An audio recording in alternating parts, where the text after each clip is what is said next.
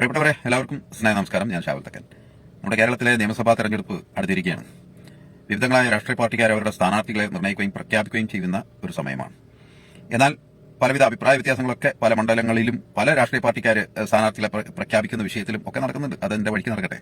ഏതായാലും എന്റെ മണ്ഡലമായ പൊന്നാനി നിയോജക മണ്ഡലത്തിലെ UDF സ്ഥാനാർത്ഥിയായിട്ട് ശ്രീ നൌഷാദ് അലിയും ഇടതുപക്ഷത്തിന്റെ സ്ഥാനാർത്ഥിയായി ശ്രീ അഡ്വക്കേറ്റ് സക്കീറിനെയും ആണ് പ്രഖ്യാപിച്ചിട്ടുള്ളത്.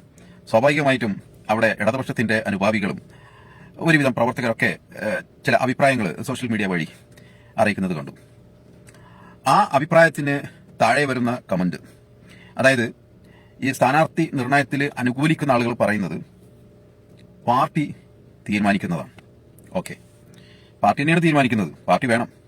പക്ഷെ എന്റെ ഒരു മറുചോദ്യം എന്താണെന്ന് പറയൂ, ഈ പാർട്ടി എന്ന സംവിധാനം നിലനിൽക്കുന്നത് എങ്ങനെയാണ്? കേരളത്തിന്റെ വിവിധങ്ങളായ സ്ഥലങ്ങളിൽ പാർട്ടിക്ക് സ്വാധീനമുള്ളതും ഇല്ലാത്തതുമായ സ്ഥലങ്ങളുണ്ട്.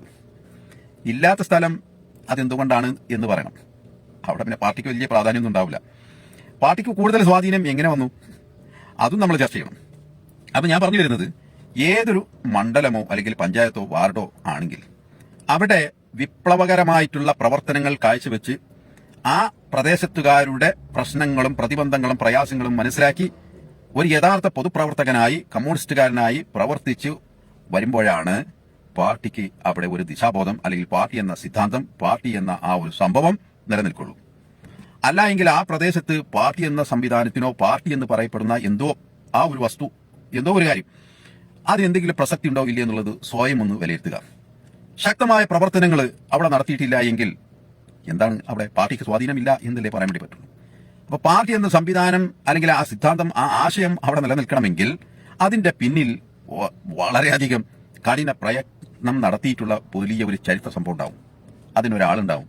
അത് ഇന്നലകളിൽ കമ്മ്യൂണിസ്റ്റ് പ്രസ്ഥാനത്തിന്റെ അജയ്യരായിട്ടുള്ള നേതൃത്വത്തിന്റെ ചരിത്രം എടുത്തു നോക്കിയാൽ മനസ്സിലാക്കും. ഇപ്പൊ എന്റെ മണ്ഡലമായിട്ടുള്ള പൊന്നാനിയിൽ സഖാവ് ബിച്ചുവാ മുതൽക്കുള്ള ചരിത്രം നമുക്ക് കുറച്ചൊക്കെ അറിയുള്ളൂ. പിന്നെ ശ്രീ പാലോളി മുഹമ്മദ് കുട്ടി, അങ്ങനെ തുടങ്ങിയിട്ടുള്ള ആളുകളുടെ പ്രവർത്തനങ്ങൾ. അപ്പം പൊന്നാനിയെ പൊന്നാക്കിയതും പൊന്നാനിയെ ചുവപ്പണിയിച്ചതും സഖാവ് ഉമ്പിച്ചുവാവ ഉള്ള കാലം മുതൽക്ക് അങ്ങോട്ടാണ്. അപ്പം അവിടെ പാർട്ടിക്ക് സ്വാധീനമുണ്ട്, ചുവന്ന മണ്ണാണ് എന്നൊക്കെ പറയണമെങ്കിൽ ശക്തമായ പ്രവർത്തനം കാഴ്ചവെച്ചതിന്റെ അടിസ്ഥാനത്തിലാണ്. അതിന്റെ പിന്നിൽ ഒരാളുണ്ടാകും, അല്ലെങ്കിൽ കുറച്ചു പേരുണ്ടാകും. അങ്ങനെയുള്ള ആളുകളാണ് ആ മണ്ഡലത്തിന് പരിചയസമ്പന്നനായി ആ മണ്ഡലത്തിലെ ആ പ്രദേശത്തുകാരുടെ ആ പ്രദേശത്തിന്റെ വികസനവും ആ പ്രദേശത്തിന്റെ ആവശ്യവും എന്താണെന്ന് പൾസറിഞ്ഞ് മനസ്സിലാക്കി അവർക്ക് വികസനം കൊണ്ടുവരുവാനോ മറ്റൊക്കെ കഴിയുകയുള്ളൂ. അതിന് ആ മണ്ഡലത്തിനെ പരിചയമുള്ള ഒരാളാണ് നിയമസഭയിലേക്ക് ചെല്ലേണ്ടത്, അല്ലെങ്കിൽ പാർലമെന്റിലേക്ക് ചെല്ലേണ്ടത്.